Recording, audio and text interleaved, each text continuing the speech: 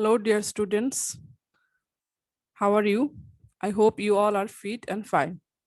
This is Geeta Talukdar, Assistant Teacher English, Progressive Model School. আজকে আমি class 9 এর English first paper থেকে একটি লেসন নিয়ে আলোচনা করব। ইউনিট 1 এর লেসন 1। ইউনিট 1 এর টাইটেল হচ্ছে ফাদার অফ দ্য নেশন, জাতির পিতা।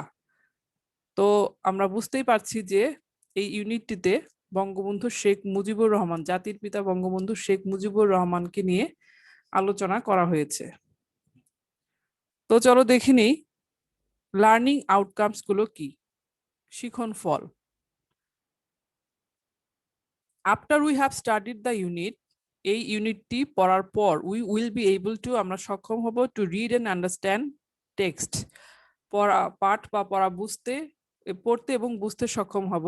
Two narrate incidents and events in a logical sequence, যুক্তিসঙ্গত উপায়ে আমরা ঘটনাগুলো ন্যারেট করতে পারবো বা বর্ণনা করতে পারবো। To participate in conversations, discussions and debates, আমরা কথোপকথন, আলোচনা এবং বিতর্কে অংশ নিতে পারবো। টু টেল স্টোরিজ, এবং আমরা গল্প বলতে পারবো। তো চলো দেখি লেসন 1-এ কি বলা হয়েছে। লেসন 1 হচ্ছে, লেসন 1 এর টাইটেল হচ্ছে বঙ্গবন্ধুস ফ্যামিলি ইন 1971, 1971 সালে বঙ্গবন্ধুর পরিবার। এখানে আমরা দুটি ছবি দেখতে পাচ্ছি, বঙ্গবন্ধুর পরিবারের দুটি ছবি, এবং এখানে কিছু কোয়েশ্চেন্স আছে যেখানে বলা হয়েছে যে who can you see in the pictures, ছবিতে তোমরা কাদেরকে দেখতে পাও। What do you know about them, তুমি তাদের সম্পর্কে কি জানো। Were were those people during the liberation war, মুক্তিযুদ্ধের সময় ওনারা কোথায় ছিলেন। তো চলো এখন আমরা প্যাসেজটি পড়ে নিই। প্যাসেজটি পড়লে আমরা এই প্রশ্নগুলোর উত্তরও পেয়ে যাব।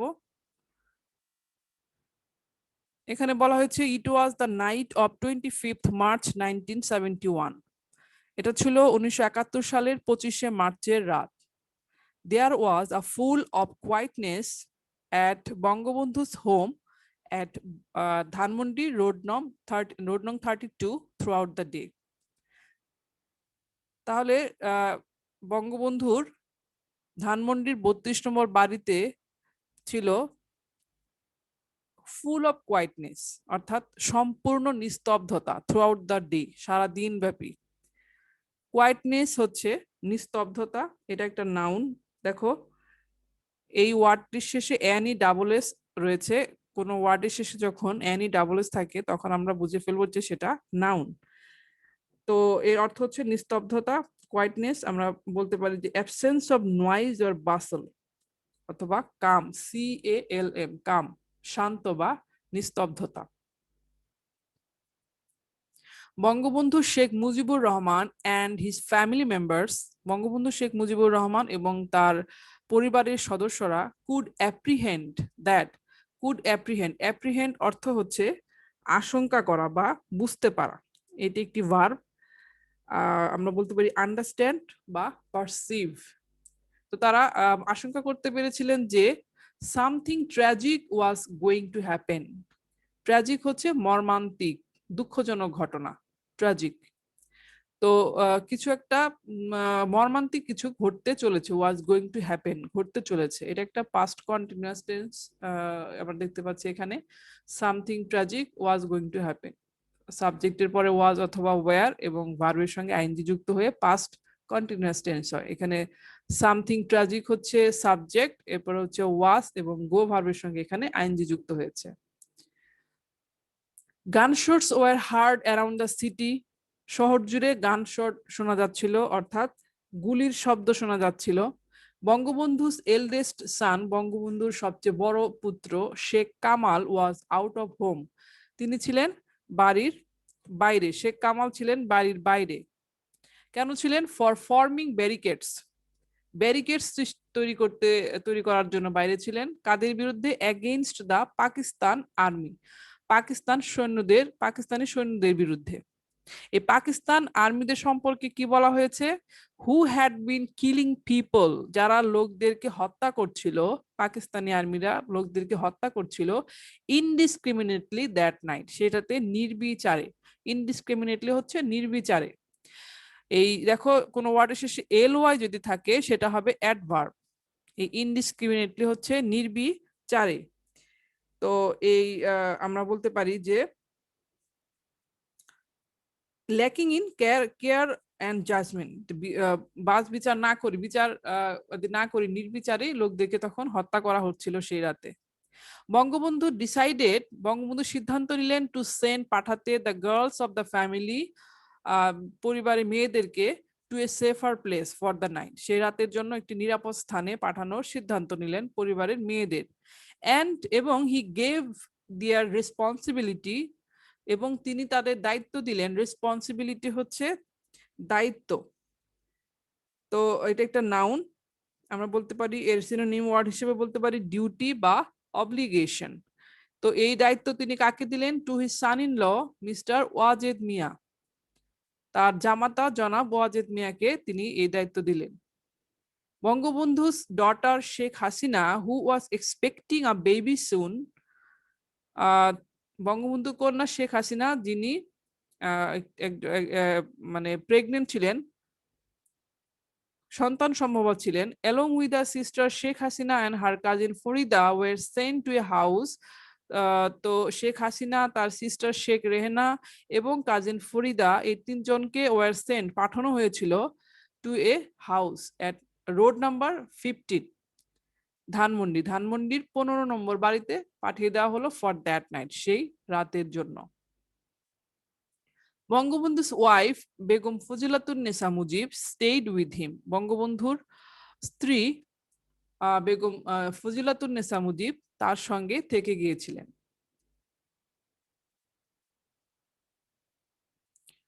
তো পরের প্যারাতে যাই আমরা, এখানে বলা হয়েছে জাস্ট বিফোর মিডনাইট, মধ্যরাতের ঠিক পূর্বেই বঙ্গবন্ধু সেন্ট পাঠিয়েছিলেন, বঙ্গবন্ধু পাঠিয়েছিলেন দ্য ডিক্লারেশন অফ ইন্ডিপেন্ডেন্স, স্বাধীনতার ঘোষণা। ডিক্লারেশন হচ্ছে ঘোষণা, এটি একটি নাউন। এর সিনোনিম ওয়ার্ড হিসেবে তোমরা শিখতে পারো অ্যানাউন্সমেন্ট, প্রোক্লেমেশন ইত্যাদি। তো এই ডিক্লারেশন অফ ইন্ডিপেন্ডেন্স, স্বাধীনতার ঘোষণা পাঠিয়েছিলেন কার কাছে? টু মিস্টার জহুর আহমেদ চৌধুরী আর চিটাগাং ভায়া ওয়্যারলেস, ওয়্যারলেসের মাধ্যমে চিটাগাং এ বা চট্টগ্রামে জনাব জহুর আহমেদ চৌধুরীর কাছে তিনি স্বাধীনতার ঘোষণা পাঠিয়েছিলেন। At the darkest part of that night, সেই রাতের গভীর অন্ধকারে, the Pakistan army surrounded his home, পাকিস্তানের সৈন্যরা কি করেছিল?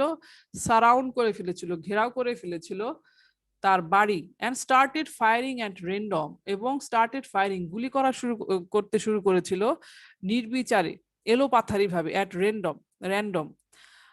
The situation agitated Bangabandhu much, এই পরিস্থিতিটা বঙ্গবন্ধুকে এজিটেট করে ফেললো, অর্থাৎ তিনি উত্তেজিত হয়ে গিয়েছিলেন। এজিটেট হচ্ছে ভার্ব, উত্তেজিত হওয়া, ডিস্টার্ব হওয়া। তো এই পরিস্থিতিটি বঙ্গবন্ধুকে অনেক বেশি উত্তেজিত করে ফেলেছিল। And he asked them to stop, তিনি তাদেরকে থামতে বললেন। বাট কিন্তু সুন হি ওয়াজ ইনস্ট্রাক্টেড, প্যাসিভ ফর্ম, হি ওয়াজ ইনস্ট্রাক্টেড, তাকে নির্দেশ দেওয়া হয়েছিল টু গেট রেডি, প্রস্তুত হতে, টু গো উইথ দেম, তাদের সঙ্গে যাওয়ার জন্য প্রস্তুত হতে। Begum Mujib packed his necessary belongings, Begum Mujib তার প্রয়োজনীয় জিনিসপত্র, নেসেসারি বিলঙ্গিংস, তার প্রয়োজনীয় জিনিসপত্রগুলো প্যাক করে দিয়েছিলেন। আফটার বঙ্গবন্ধু লেফট, বঙ্গবন্ধু চলে যাওয়ার পর, she was at a loss. At a loss হচ্ছে একটি ফ্রেজ, যার অর্থ হচ্ছে হতবিহ্বল হয়ে পড়া, কিংকর্তব্য বিমূঢ় হয়ে পড়া, অর্থাৎ বুঝতে না পারা যে কি করতে হবে, টোটালি কনফিউজড হয়ে যাওয়া অথবা টোটালি পারপ্লেক্সড হয়ে যাওয়া, অ্যাট এ লস। তো আফটার বঙ্গবন্ধু লেফট, বঙ্গবন্ধু চলে যাওয়ার পর, she was at a loss, তিনি কিংকর্তব্য বিমূঢ় হয়ে পড়লেন। হোয়াট টু ডু, কি করা যায়, অ্যান্ড হোয়ার টু গো, কোথায় যাওয়া যায়, উইথ হার চিলড্রেন, তার সন্তানদেরকে নিয়ে। However, যাই হোক, being a supportive wife of the great leader of all through her life, সারা জীবন জুড়ে একজন মহান নেতার সমর্থক স্ত্রী হওয়ার কারণে she soon, তিনি শীঘ্রই pulled up, pull up হচ্ছে এখানে যে অর্থটা দাঁড়াচ্ছে হিসেবে এখানে রয়েছে পুল আপ, সেটা হচ্ছে যে জড়ো করা বা একত্রিত করা। পুলড আপ পাস্ট ফর্ম পুল আপের। তো শি সুন পুলড আপ, তিনি শীঘ্রই জড়ো করলেন, একত্রিত করলেন হার মেন্টাল স্ট্রেংথ। মেন্টাল হচ্ছে মানসিক, এটা হচ্ছে adjective. Mental relating to the mind আর কি, মানসিক। স্ট্রেংথ হচ্ছে শক্তি, এটা একটা নাউন। টিএইচ যখন কোনো ওয়ার্ডের শেষে থাকবে তখন সেই ওয়ার্ডটি হবে নাউন। তাহলে তিনি তার মেন্টাল স্ট্রেংথ বা মানসিক শক্তিকে একত্রিত করলেন। বাট কিন্তু হার এনজাইটি, তার যে চিন্তা, তার যে দুশ্চিন্তা ছিল, continued till the end of the war, যুদ্ধের শেষ পর্যন্ত সেটা অব্যাহত ছিল তার দুশ্চিন্তা। এর পরের প্যারা দেখি আমরা কি বলা হয়েছে। The next day Begum Mujib had to leave house নং 32 with her children and other members of her home. পরের দিন বেগম মুজিবকে কি করা হয়েছিল, ত্যাগ করতে হয়েছিল। এখানে একটি বিষয় খেয়াল করো, দেখো এখানে রয়েছে হ্যাড টু। হ্যাভ টু বা হ্যাজ টু এর পাস্ট ফর্ম হচ্ছে হ্যাড টু। এগুলো আমরা ইউজ করি যখন কোনো কিছু বাধ্যবাধকতা বোঝায়, তখন যে কাজটা আমাকে করতেই হবে। যেমন I have to do the work, যখন আমরা হ্যাভ টু বলি তখন আমাকে কাজটি অবশ্যই করতেই হবে, করতে বাধ্য। তো এখানে দেখো বসানো হয়েছে হ্যাড টু লিভ, তাকে ত্যাগ করতে হয়েছিল। পরের দিন বেগম মুজিবকে ত্যাগ করতে হয়েছিল ধানমন্ডির 32 নম্বরের বাড়ি, তার সন্তানদেরকে নিয়ে এবং তার বাড়ির অন্যান্য সদস্যদেরকে নিয়ে। During the next couple of months, পরে 2 মাস ধরে, they moved from one shelter to another in search of a safer place, একটি নিরাপদ স্থানের খোঁজে, in search of a safer place, একটি নিরাপদ স্থানের খোঁজে তাদেরকে এক স্থান থেকে অন্য স্থানে ঘুরতে হয়েছিল। ডিউরিং দেয়ার স্টে, তাদের অবস্থানকালীন, দোজ প্লেসেস, সেই সমস্ত স্থানে, some people came forward to helping them, কিছু কিছু লোকেরা তাদেরকে সাহায্য করার জন্য এগিয়ে এসেছিলেন। এখানে দেখো আমরা জানি যে টু এর পরে সাধারণত কি হয়, ভার্বের প্রেজেন্ট ফর্ম হয়, কিন্তু এখানে আমরা দেখতে পাচ্ছি হেল্প যে তার সঙ্গে আইএনজি যুক্ত হয়েছে, হওয়ার কথা ছিল টু হেল্প, কিন্তু এখানে আমরা দেখতে পাচ্ছি আইএনজি যুক্ত হয়েছে। এর একটি কারণ রয়েছে, সেটা হচ্ছে দেখো কাম ফরওয়ার্ড যে সব থাকবে, যে ফ্রেজ থাকবে, এরপরে ভার্বের টু এর পরে ভার্বের সঙ্গে আইএনজি যুক্ত হবে, কাম ফরওয়ার্ড টু। এর সঙ্গে তোমরা যখন রাইট ফর্ম অফ ভার্ব পড়বে তখন সেটা পেয়ে যাবে যে কাম ফরওয়ার্ড টু থাকলে তারপরে ভার্বের সাথে আইএনজি যুক্ত হয়। এখানে কাম ফরওয়ার্ডের পাস্ট ফর্ম হিসেবে রয়েছে কেম ফরওয়ার্ড। তাহলে কিছু লোকেরা এগিয়ে এসেছিলেন তাদেরকে সাহায্য করতে। while some refused to give them shelter, যে আবার কেউ কেউ রিফিউজ করছিলেন, অস্বীকৃতি জানাচ্ছিলেন যে টু গিভ দেম শেল্টার, তাদেরকে শেল্টার বা আশ্রয় দেওয়ার ব্যাপারে অস্বীকৃতি জানাচ্ছিলেন।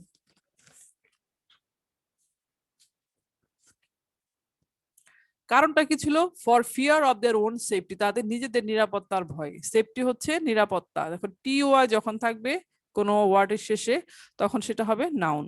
সেফটি হচ্ছে নিরাপত্তা, বা আমরা বলতে পারি সিকিউরিটি বা প্রোটেকশন।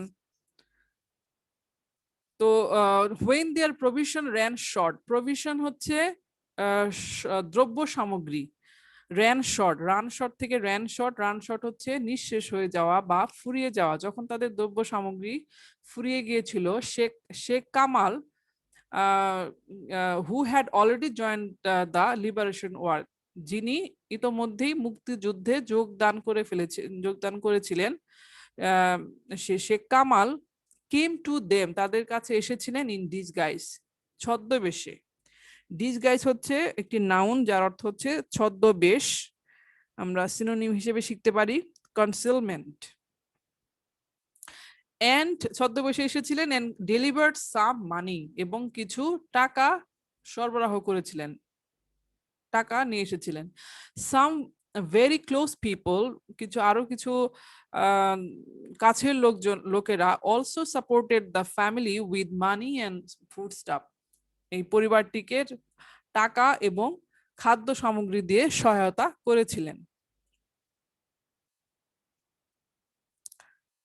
এরপরে যে প্যারাটি রয়েছে সেখানে বলা হয়েছে যে সো ফার, এ পর্যন্ত, the family members are ignorant, পরিবারের সদস্যরা ইগনোরেন্ট ছিলেন, অজ্ঞ ছিলেন, জানতেন না। ইগনোরেন্ট হচ্ছে অ্যাডজেক্টিভ, অজ্ঞ যার অর্থ হচ্ছে অজ্ঞ, আমরা সিনোনিম হিসেবে শিখতে পারি আনঅ্যাওয়্যার, আনইনফর্মড। হ্যাঁ, তারা অজ্ঞ ছিলেন অর্থাৎ জানতেন না, কি জানতেন না? অ্যাবাউট বঙ্গবন্ধুস কন্ডিশন, বঙ্গবন্ধুর অবস্থা সম্পর্কে জানতেন না, বঙ্গবন্ধু কোথায় আছেন, কিভাবে আছেন, কোনো কিছু তারা জানতেন না। সাডেনলি, হঠাৎ করে দে কেম টু নো দ্যাট, তারা জানতে পারেন যে হি ওয়াজ অ্যালাইভ, তিনি জীবিত ছিলেন, বঙ্গবন্ধু জীবিত ছিলেন। and had been taken to Pakistan, had been taken, তাকে নিয়ে যাওয়া হয়েছিল টু পাকিস্তান, পাকিস্তানে।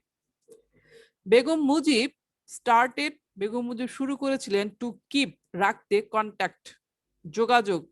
তো বেগম মুজিব যোগাযোগ রাখতে শুরু করেছিলেন উইথ আওয়ামী লীগ লিডার্স, আওয়ামী লীগ নেতৃবৃন্দের সঙ্গে।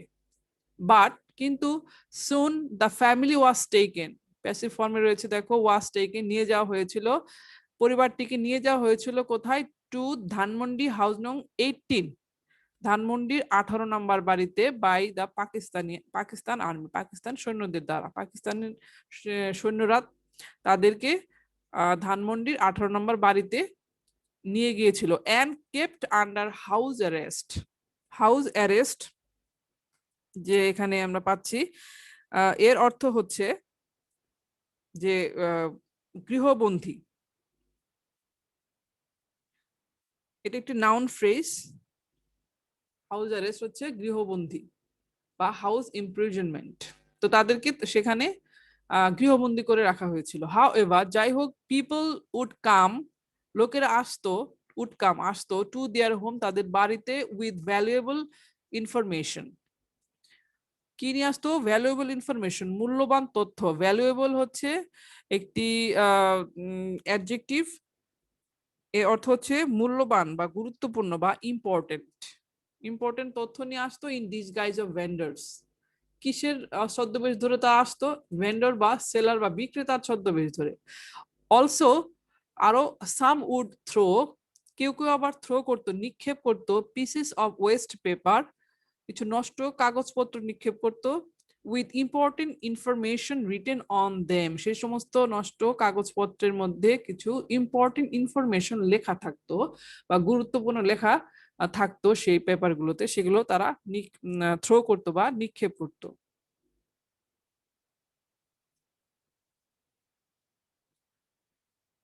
In the month of May the same year, একই বছর অর্থাৎ 1971 সালের মে মাসে Pakistan army set fire to Bangabandhu's Tungipara home in front of his parents. Set fire হচ্ছে আগুন ধরিয়ে দেওয়া, তো পাকিস্তান আর্মি আগুন ধরিয়ে দিয়েছিল বঙ্গবন্ধুর টুঙ্গিপাড়ার বাড়িতে তার পিতামাতার সামনে।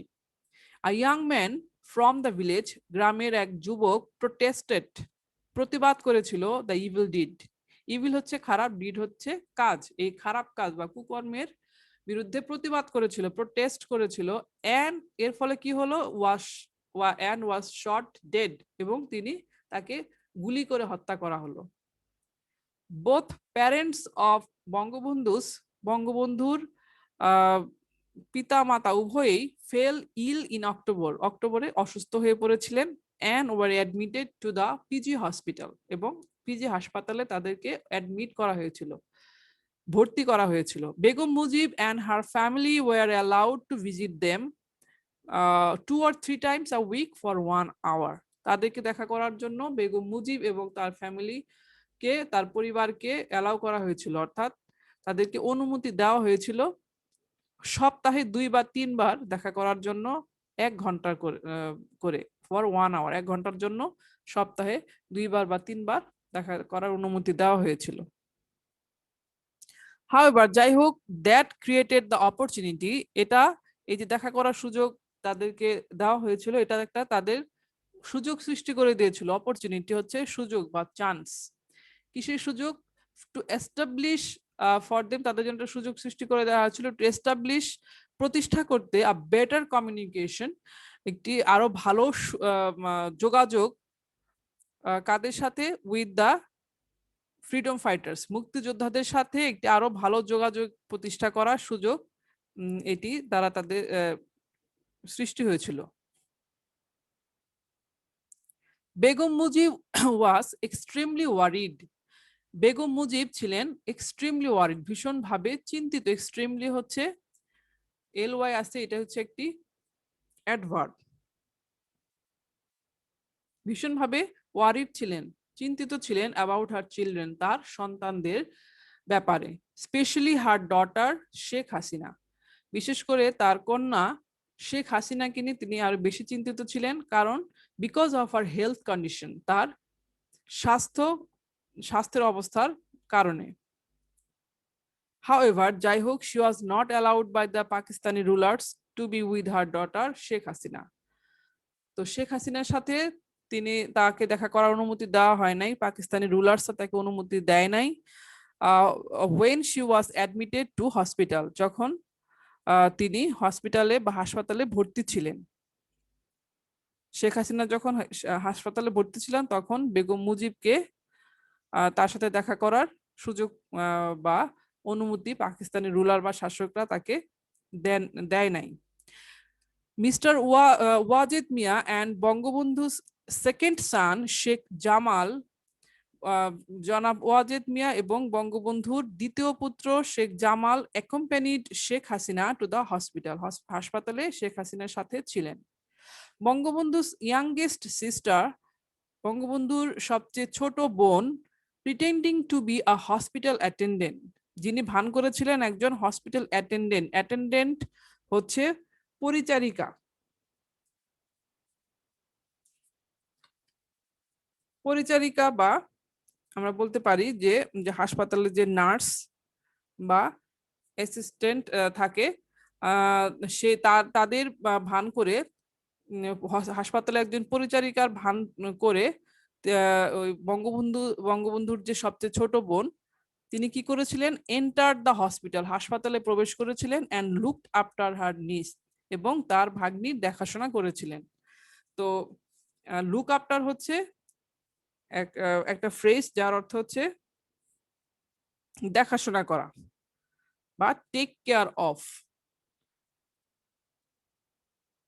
তো Sheikh Hasina was blessed with a baby boy, Sheikh Hasina একটি ছেলে সন্তানের জন্ম দিয়েছিলেন, ছেলে সন্তানের মা হয়েছিলেন। অন 27 জুলাইয়ের 27 তারিখে, হু ওয়াজ লেটার নেমড সজীব ওয়াজেদ জয়, যাকে পরবর্তীতে সজীব ওয়াজেদ জয় নামে নামকরণ করা হয়। As the Pakistani army often used to threaten Sheikh Jamal,